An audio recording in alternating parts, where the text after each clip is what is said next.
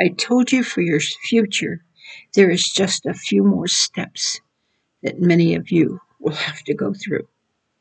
In other words, as God is working in this movement, it takes time, just a little bit.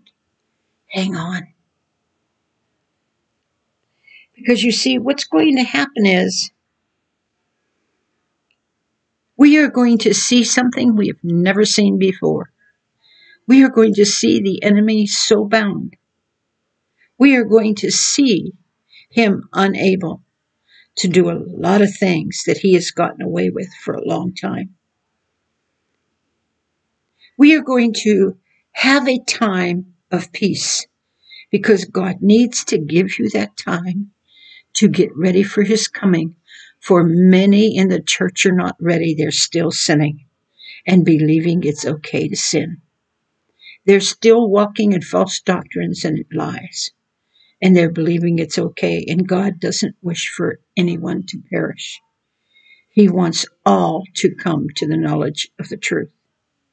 And so as he works with them, and he's been doing this for a while now, as he works with them,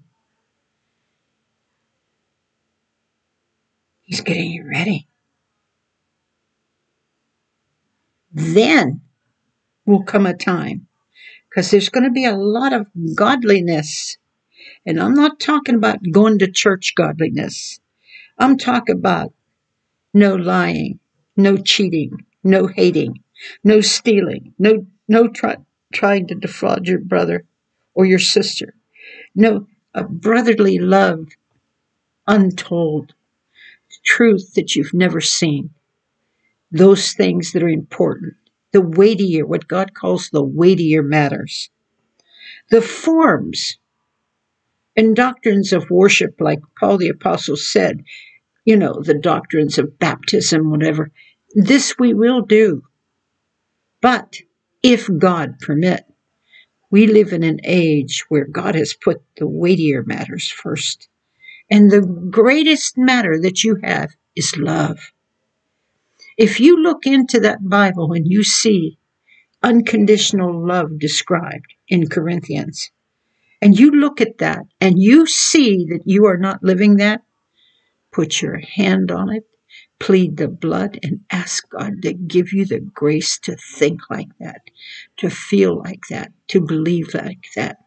Because you see, the law is fulfilled through the love. It says so in 2 places in the Gospels. Everybody's looking for the law that never saved anything to be fulfilled. All these different rituals and everything else, it never saved anybody.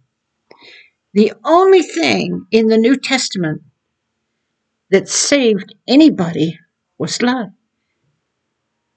Love the Lord thy God with all thy heart, soul, strength, and mind, and your neighbor as yourself. Because in so doing, you fulfill the law and the prophets. He tells that to you plainly. No man could walk with God and love God like that, and his neighbor as himself, and not fulfill the whole law. The whole law is the law of Christ.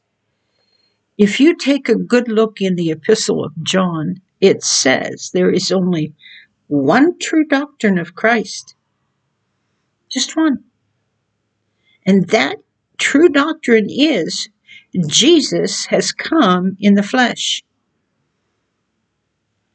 In the day of John, they talked about Jesus coming in the flesh. In our day, it means Jesus has come in your flesh. When you let him in and let him live, Jesus has come in the flesh. Letting him in. That's the true doctrine. He said, if anybody does not bring this doctrine, do not let them through your door. Do not wish them Godspeed, lest you become partakers of their evil deeds. So when they come to you with a different doctrine, they come to you with a book that they wrote that says they have the Holy Scriptures in it that they made up. You have to do it this way. You have to do it that way. The only thing you have to do is believe Jesus Christ died for you and resurrected from the dead to prove life after death, and that you will live forever if you give your life to Him. But the doctrine of telling people, if you don't belong to Jesus Christ, you're going to hell, that's not preaching the gospel. That's a threat. That attracts no one. If I be lifted up, He said, I will draw all men unto me. So when you lift up Jesus that is filled with love, understanding, even Paul the Apostle said, I became all things to all men so that some may be saved. He did not tell you to separate from the world in the sense of you don't go to their stores if they sell a cake or whatever. He didn't tell you that. No. He told you separate from the one who calls himself your brother and walks disorderly. That's the one you separate from, so that he may be ashamed. Shun him until he repents. But he knows that if you separate big time from the sinners, and he doesn't mean for you to go to concerts with them, to the movies with them, and do things. He's not talking about that. That's fellowshipping and part of your life and condoning their sin. That's not what he's talking about. He's talking about that you don't hate them. You don't work to destroy them. Because you see, when you come across sinners, you have no idea where God has been. God may have worked with that soul for 50 years, and you come along thinking you're the only person that has it, and you destroy everything he has till he has nothing. That's not God. You better learn how to be a witness for Christ, because some of you have no idea. Some of you think that if you pass out tracts and you go to church, everything is okay. If you cast out demons, I got news for you. Demons are something that you bind. You don't cast them out. They'll bring 7 more to an empty house. Oh, but we prayed over them, and we prayed for days, or we prayed for hours. You honestly think that is how you're going to fill that house up? That house gets filled up by choice of the individual choosing Jesus. And he can only do it through the process of living him. And as he does that, he needs time that he could see straight.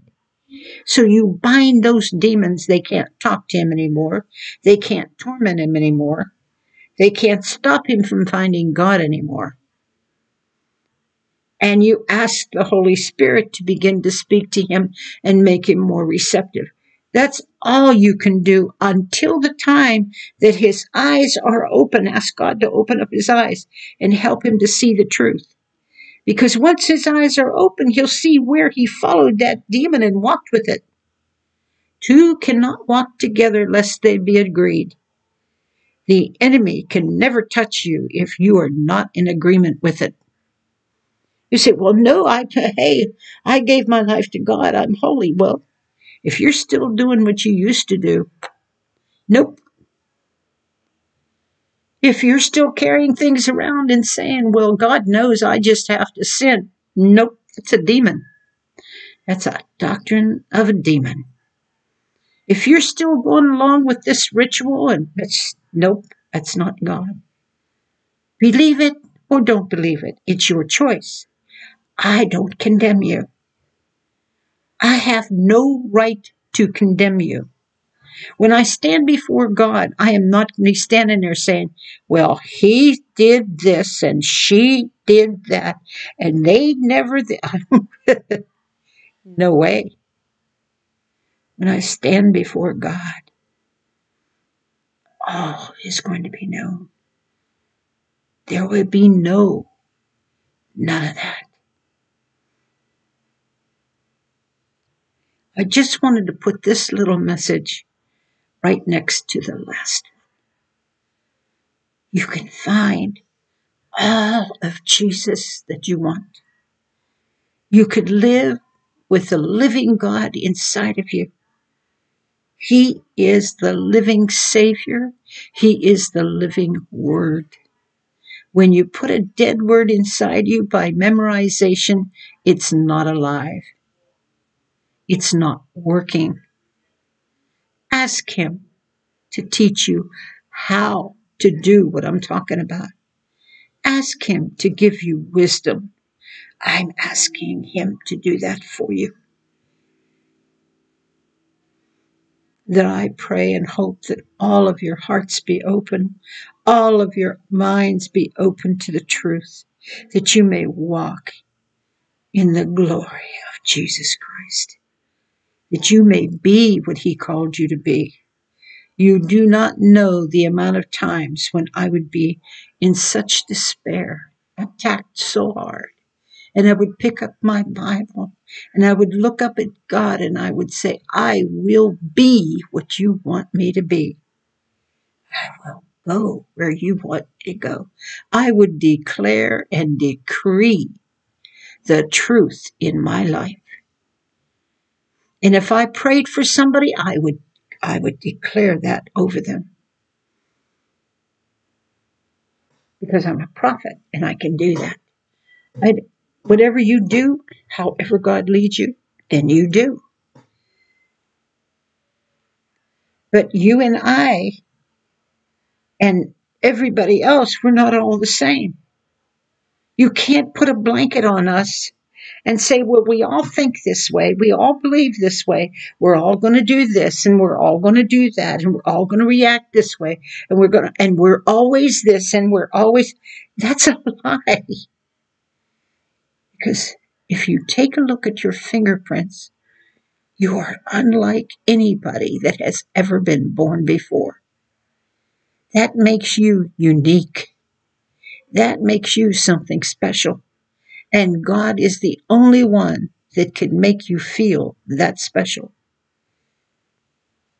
And He could walk and talk with you so that the same way that the apostles did with Jesus. Each one was different. God talked to them differently as He did to each and every one. They were different. You're different than I am. I don't expect you to be like me. But there are people, if you are not like them, they'll condemn you to hell. They'll tell, he's never getting into heaven. He's this and he's that. He's doing this and he's... What business of what he is doing is yours? You're not called here to be their judge. You're not called here to straighten them up. You're not called even to watch and pray over them. You're called to watch over and pray over your property, you. Watch and pray over your family, your finances, your home, your neighborhood, your friends. You're called in your sphere that God called you into. And if He wants anybody to enter into that, when you're ready, He will do that. But until then, sanctification is a reality. You separate yourself, set apart to be made holy, where you take the time like I told you in your room, in your prayer time. You can spend 2 hours or 15 minutes and then go about your day and do what you have to do. And then when you come back here, you go back to prayer again. I live my life in nothing else but prayer because I started out with very little time. But God will come and totally take over your whole life. And you won't even notice till it's already there. Because you will love being with Him. And if you don't cry, tell Him, please, Lord, If I can't love you the way I need to love you, I don't want to live, for there's no purpose to live but you. Can't tell you how many times and Lord, don't let me make a mistake when I speak to people. Make sure I say the right thing that they need, because I don't want to hurt anybody or mislead anybody.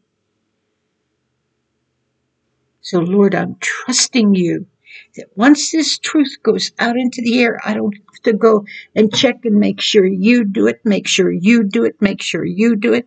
That's not my job. My job is to expound it. Your job is to pick it up and do something with it. And it will meet you at the grave.